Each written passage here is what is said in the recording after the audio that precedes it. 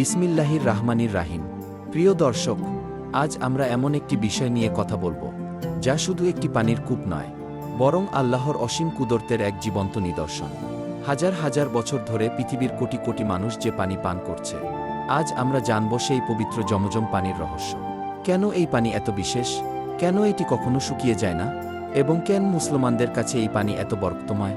ভিডিওটি শেষ পর্যন্ত দেখুন, কারণ শেষের ঘটনাগুলো আপনার ঈমানকে আরও মজবুত করে দেবে ইনশাআল্লাহ। চলুন শুরু করি। হাজার হাজার বছর আগে মক্কার মরুভূমি ছিল সম্পূর্ণ জনশূন্য। চারদিকে শুধু উত্তপ্ত বালু আর ভয়ঙ্কর নীরবতা।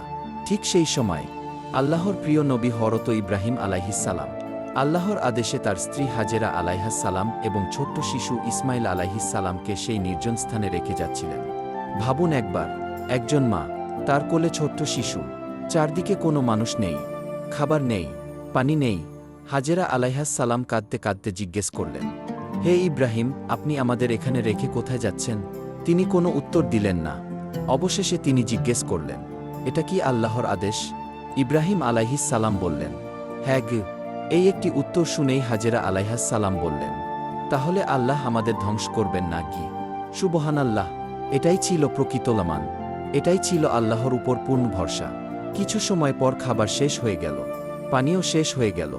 ছোট্ট ইসমাইল তৃষ্ণায় কাঁদতে লাগলেন। একজন মায়ের জন্য এর চেয়ে কষ্টের আর কি হতে পারে? হাজেরা আলাইহাসসালাম পানির খোঁজে দৌড়াতে শুরু করলেন। তিনি সাফা পাহাড়ে উঠলেন, চারদিকে তাকালেন, কোথাও পানি নেই। তারপর মারওয়া পাহাড়ে গেলেন, সেখানেও কিছু নেই।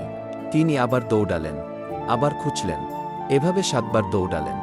আজ মুসলমানরা হজ ও উমরাহতে যে সাই করেন, তা সেই মায়ের ত্যাগ ও সংগ্রামের স্মৃতি। ঠিক তখনই ঘটে গেল অলৌকিক ঘটনা। হযরত ইসমাইল আলাইহিসসালামের পায়ের কাছে হঠাৎ মাটি ফেটে পানি বের হতে শুরু করল। হাজেরা আলাইহাসসালাম অবাক হয়ে দেখলেন, মরুভূমির বুক চিরে পানি বের হচ্ছে। তিনি দ্রুত সেই পানির চারপাশে বাঁধ তৈরি করতে লাগলেন এবং বললেন, জমজম উই, অর্থাৎ কি থেমে যাও উ, সেখান থেকেই নাম হ জমজম। সুবহানাল্লাহ! প্রিয় দর্শক, আজও সেই পানি প্রবাহিত হচ্ছে। হাজার হাজার বছর পেরিয়ে গেছে, কিন্তু জমজম শুকিয়ে যায়নি। প্রতিদিন লাখ লাখ মানুষ এই পানি পান করছে, তবুও কূপে পানি শেষ হয় না। এটাই আল্লাহর কুদরত। রাসূলুল্লাহ সাল্লাল্লাহু আলাইহি ওয়াসাল্লাম বলেছেন, জমজমের পানি যে উদ্দেশ্যে পান করা হয়, সেই উদ্দেশ্য পূরণ হয় গে।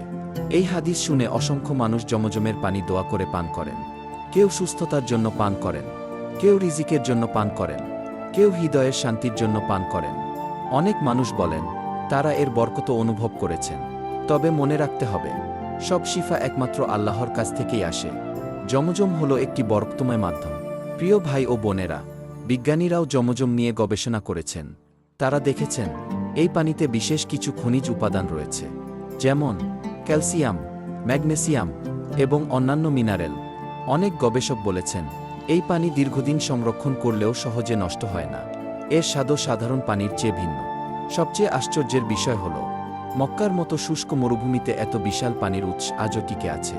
আধুনিক প্রযুক্তি ব্যবহার করেও বিজ্ঞানীরা পুরোপুরি ব্যাখ্যা করতে পারেননি কিভাবে এই কূপ এত বছর ধরে একইভাবে পানি দিচ্ছে। সুবহানাল্লাহ! প্রিয় দর্শক, জমজম শুধু একটি পানি নয়, এটি আল্লাহর রহমতের একটি নিদর্শন। এটি আমাদের শেখায়, যখন পৃথিবীর সব রাস্তা বন্ধ হয়ে যায়, তখনও আল্লাহর রহমতের দরজা বন্ধ হয় না।